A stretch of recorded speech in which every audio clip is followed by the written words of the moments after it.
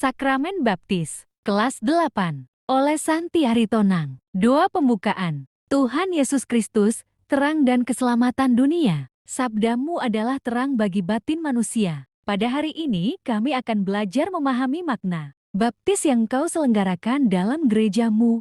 Kami berharap agar kami menerima pelajaran ini, kami mengalami hidup baru dan menjadi terang bagi dunia. Mohon bimbinglah kami agar mampu bercahaya di tengah kehidupan bermasyarakat. Demi Yesus Kristus Putramu, Tuhan dan Penyelamat kami. Amin. Indikator, pada akhir pelajaran siswa dapat 1. Menceritakan pengalaman dalam memasuki kelompok. 2. Menjelaskan syarat dan proses inisiasi dalam suatu kelompok. 3. Menyebutkan tahap-tahap inisiasi dalam gereja. 4.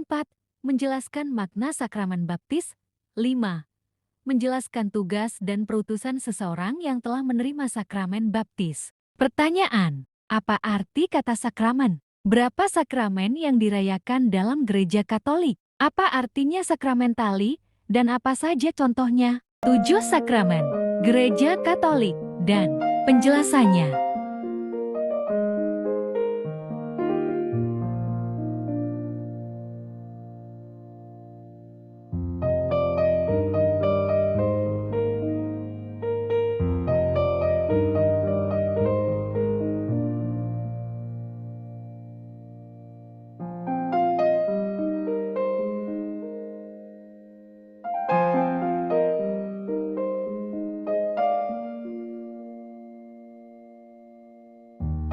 Arti sakramentali.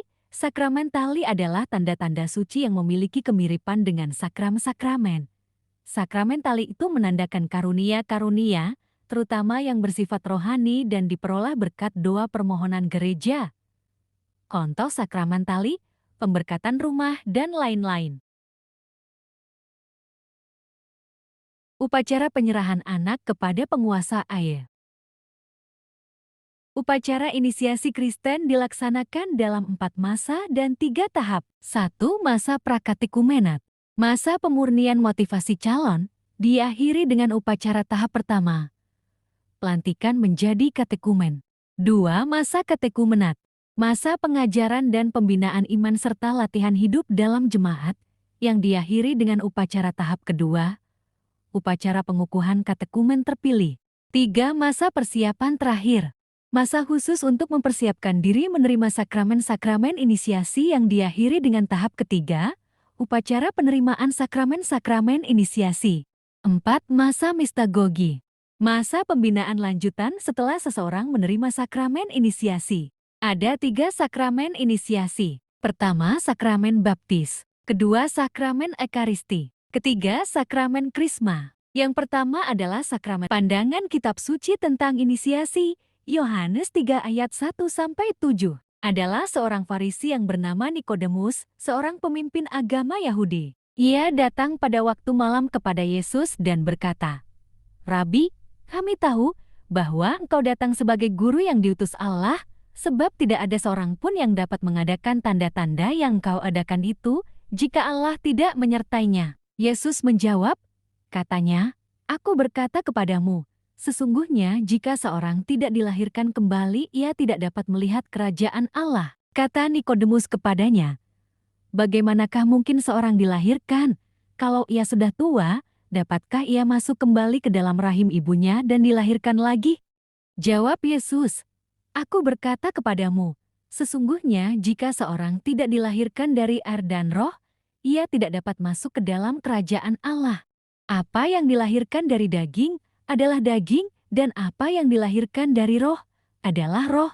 Janganlah engkau heran, karena aku berkata kepadamu, kamu harus dilahirkan kembali." Apa makna baptis yang terungkap dalam teks tersebut di atas? Seseorang yang mau menjadi murid Kristus pertama-tama harus percaya atau beriman kepada Yesus Kristus. Beriman tidak hanya berarti mengetahui, melainkan percaya dan hidup sesuai dengan ajarannya dan berupaya ikut mewartakan serta mewujudkan ajarannya dalam kehidupan sehari-hari. Melalui upacara sakramen baptis seseorang dilahirkan dari air dan roh. Artinya, orang itu memperoleh kehidupan dan roh kehidupan.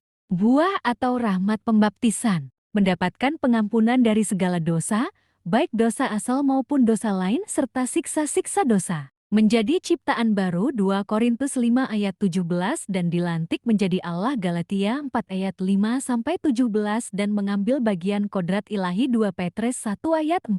Memperoleh rahmat pembenaran atau pengudusan yang membuat dia sanggup semakin percaya kepada Allah, berharap kepadanya dan mencintainya. Membuat dia hidup di bawah bimbingan dan dorongan Roh Kudus. Membuat dia sanggup bertumbuh dalam kebaikan. Digabungkan menjadi anggota gereja sebagai bagian dari tubuh Kristus.